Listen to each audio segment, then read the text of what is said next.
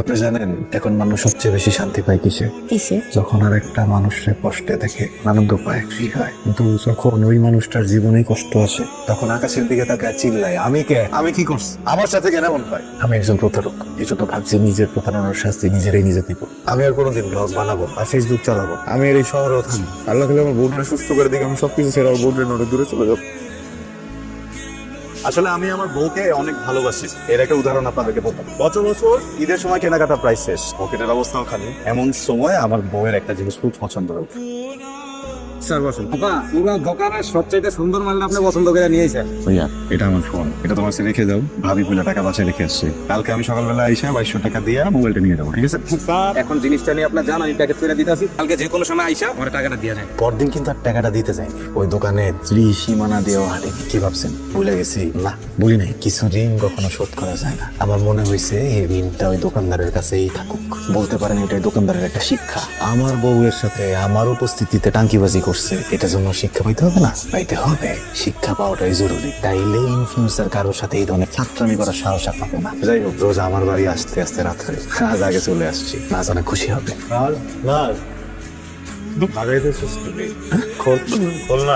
তুমি মানে আপনি ঘরে ঢুকলেন কেমনে ঢুকলেন? ফোন দিয়ে আসবে। ভাই আমার বেডরুমে কি করে? তোমার মাথা অনেক গরম, আমি তো একটা কথা বলবি না, তোর লগে কথা কইতাছি না। আমরা আমার লগে বইছা, তোর লগে বস নাই। ওরে যদি কথা কস নাই, কোন খবর আছে কি? তোমার তো কথা বলবি, কথা কম।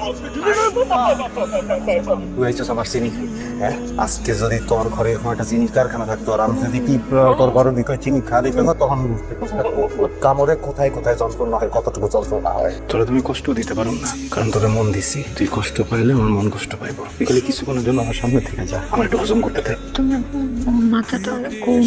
না, আমার মাথা ঠান্ডা, বরফের মতো ঠান্ডা। আমার মাথা জমে গেছে সবকিছু। আমাকে ভুল বুঝতেছো তাই। আমি তোরে ঠিকই বুঝতেছি। তুই স্যার তোমার জন্য চা বানিয়ে নিয়ে এসে মানে চা বানাতে চাই। এই হইতেছে আমার অবস্থা। গরিব বইলে আমার বউ পরকিয়া কর।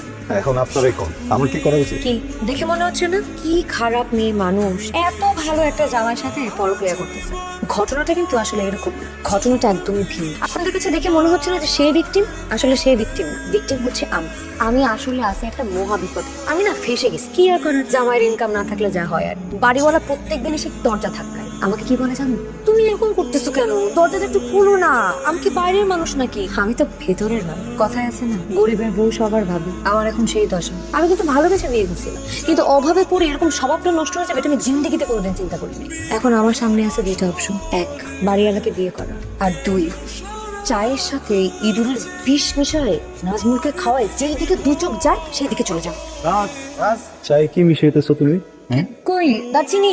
এত সুগন্ধ কেন? শোনো, ওই যে চা হয়ে গেলে ওলা থেকে আমার দরকার নাই। জান আস্তে করে দিয়ে রাখো, একটু পচিনে গেল। আমার শরীরে একদম চিটচিট করতেছে। হ্যাঁ, যাও।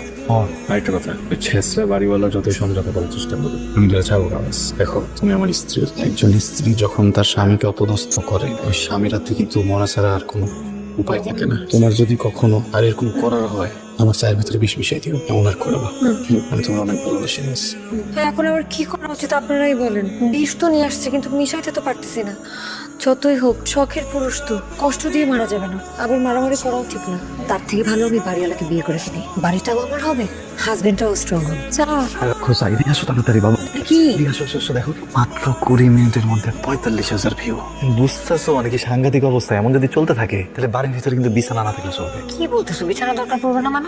তুমি বিছানায় ঘুমিয়ে কি করবা? আমি তো ডলার বিছাই দেবো, তুমি ডলারের উপরে শুয়ে পড়বা।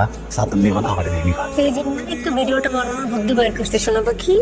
একটা জিনিস না ভালো লাগতেছে না, সেই মানে ভবের গেলেন গালিতেছে সবাই। মানে নিজের চোখের সামনে দুইটা পয়সার জন্য নিজের বউরে গালি খাইতেছে, এটা আসলে মানে না। আমি ভুল গাইলা, মানুষের কাম গাইলানি তারা গাইলে, মানুষের গাইলানি না শোনা থেকে গায়ে লোশন দেব। আল্লাহ, উস্তো কি তুমি গায়ে কি লোশন দাও না নাকি? এটা ব্যাপার না, ব্যাপার হইতেছে ধরো আমরা যদি এই ধরনের ভিডিও না বানায় তাই অন্য কিছু করা যায় না। মনে করো আমি বাজার করলাম, তুমি রান্না করলা, এবারে ভিডিও বানা ছেড়ে দিলাম। তোমার ওই বাজার করা রান্নার ভিডিও কেউ দেখবে? আন্তাজি মান্তাজি কথা বল। হ্যাঁ সুখে তাহলে আমি কি করবো বুঝতেছি না। এই গালাগালি তো নেওয়া যেত। কি আর করবা, এরকম অল্প সময়ের মধ্যে আর ডলার কামানোর আর কোনো অপশন নাই। দেখি মোবাইল নাম্বারটা দাও। কি? আরে দেখি না আমার ভিডিওতে কত ভিউ। সো মাত্র 6 মিনিটে 6,000 ভিউ হয়ে গেছে। টাকার কথা বাদ দাও, আগে দেখি মানুষ তোমার নামে কি লিখছে। দেখছো, বলছিলাম না শুধু তোমার ভিডিওতে আমার গালি লাগবে এরকম না, আমার ভিডিওতে তুমি গালি খেতেছো। দেখো কি লিখছে। এমন জামাই থাকার থেকে না থাকাই ভালো। মানুষকে বল দা দেখছে নিজেদের জীবন বলতে কিছু নাই। মানে ওর বউ খাইছে নাকি খায় নাই, রাতে ঘুমাইছে নাকি বউয়ের জ্বর, এই খবর না সময় নাই আরেকজনের বউ কি 2 নম্বরই করতেছে এটা উগিয়ে দেওয়া দেখতে হবে। হ্যাঁ তোরা তো সেলিব্রিটি হয়ে গেছে, এই ভিডিওতে ডলার হিসেবে কত। তোর জানে তুমি কি করো, তোর লাখ পাইলি তুই। আচ্ছা শোন, আমি চিন্তা করতেছি কি জানো, আমি এখান থেকে নিজে নিজে ভিডিও বানাবো। অনেক ভালো আইডিয়া, বানাতে পারেন, মজা হবে। কথা তো দূর কথা, কিন্তু এটা সমস্যা আছে। সমস্যা? তখন তো দুজনে বিয়ে হয়ে গেছে, তখন তো কোনো সমস্যা নাই। আমার তো বিয়ে হয় নাই, ভাইরাল করে লয়ে যাওয়ার পরে যদি বউ না পাই তখন তো ঝামেলা। বলেন না ভাই, আজকালকে তো ভাইরাল হলেই সেলিব্রিটি হয়ে যাবে। আর অন্যান্য পেশার জামাই থেকে সেলিব্রিটি জামাই ডিমান্ড কত বেশি জানেন? তোর বউ কি করতেছে সত্যি? কি করতেছে?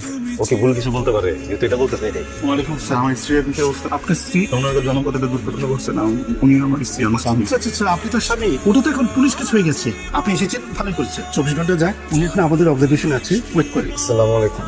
আমার স্ত্রীকে আমি প্রচন্ড ভালোবাসি, তারা তো সশরীরে সব জায়গায় নিয়ে যেতে পারি না, তাই অন্তরে নিয়ে যাই, কিন্তু তাতে আমার মন ভরে। তাই নিজের নামের সাথে স্ত্রীর নাম জুড়ে দিয়া নাজমুল হয়ে গেল। এখন মানুষের মুখে মুখে যখন আমার নামটা আসে, আমি আমার সাথে আমার স্ত্রীকে পাই। আমি বউরে যেদিন বিয়ে করে ঢাকায় আনি, আমার একটা চাকরি হওয়ার কথা ছিল। একজনকে 10,000 টাকা ঘুষ দিছিল, ওই লোক আমার 10,000 টাকা নিয়ে পালাই গেছে, চাকরিটা হয়নি। আমার বউরে ওর বান্ধবীর বাসায় রেখে আমি লুকে লুকে রিক্সা চালাই, কিছু তো একটা করতে হবে। আমি ভাবছি আমার স্ত্রী মনে হয় জানে না, আমার স্ত্রী ব্যাপারটা আমার কখনো জানতে দেয় না। ভাবছে যে আমি জানা যদি কষ্ট পাই, ওর সামনে যদি ছোট হয়ে যাই। আমি ভয় পেতাম যে ওর স্বামী রিক্সা চালা জানলে আমার ছেড়ে চলে যায়। আমিও ভয় পেতাম ও যে জানে এটা যদি আমি কখনো জানি আমি কষ্ট পাবো।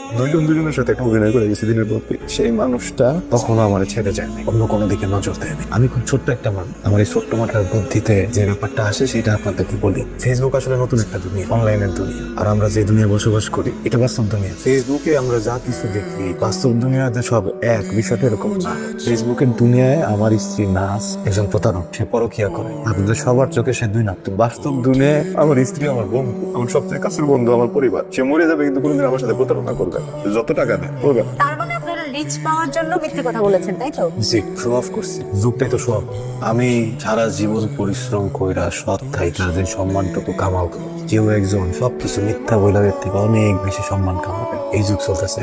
কারো পকেটে 1 টাকাও নাই, কিন্তু যদি ফান ধরে ফেসবুকে এসে যে হাজার হাজার কোটি টাকার মালিক, মানুষ দেখতে যায় না পকেটে আছে কিনা। মানুষ সব বন্ধ করে ওরা সম্মান করে, নষ্ট কাজ কইরা, নোংরামি কইরা ভাইরাল হয়ে যাক, মানুষ তারা সম্মান করে। কেউ যদি অনেক পরিশ্রমের কারণে কোনো পুরস্কার পায়, এটা নিয়ে হাজার হাজার প্রশ্ন ওঠে, মানুষ এটা নিয়ে ট্রল করে। ও কেন পাইল ওই পুরস্কার, ও কি যোগ্যতা আছে? কেউ কোনো সুখ দেখতে পারে না। আপনি জানেন এখন মানুষ সবচেয়ে বেশি শান্তি পায় কিসে? কিসে? যখন আর একটা মানুষের কষ্টে দেখে আনন্দ পায়, ফ্রি হয়। কিন্তু যখন ওই মানুষটার জীবনে কষ্ট আসে, তখন আকাশের দিকে তাকায় চিল্লায়, আমি কে, আমি কি করছি, আমার সাথে কেন এমন পায়?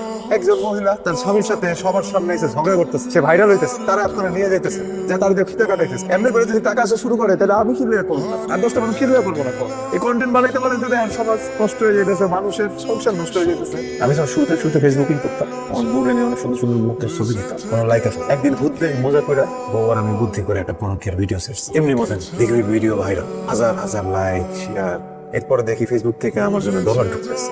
পরে একটু লোভে পড়লাম, মনে হলো সবাই যেহেতু এইভাবে টাকা কামায়, আমি খুলে পাবো না। মনে হলো যে এভাবে টাকাগুলো আসলে আমার বউ এতদিন আমার জন্য যে কষ্টগুলো করছে, আমি একটু শখ পূরণ করতে পারবো। আমার ভিডিও যখন ভাইরাল হলো, আমার বউ শুরু করলো। এরপরে আমার বড় ভাই, বড় ভাই উনি আবার কে?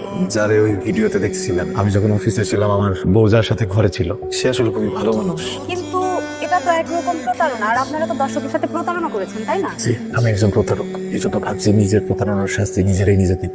আমি আর কোনোদিন ব্লগ বানাবো আর ফেসবুক চালাবো, আমি আর এই শহরেও থাকবো। আল্লাহ খেলে আমার বউটা সুস্থ করে দিকে আমি সবকিছু ছেড়ে আমার বউটা অনেক দূরে চলে যাবো।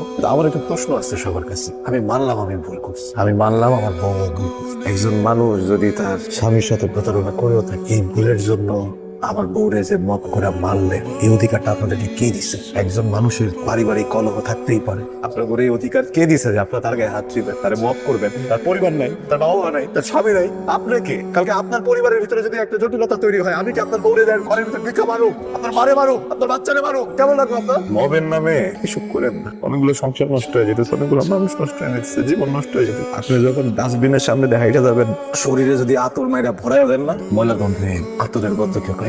তাই পৃথিবীতে এই স্বল্প সময়ের জন্য যেহেতু আসছেন, ময়লার গন্ধ নেওয়াটা বন্ধ করে দেন। ফুলের বাগানে যান, ফুলের কাছে যান, ফুলের গন্ধ নেন। আসসালামু আলাইকুম।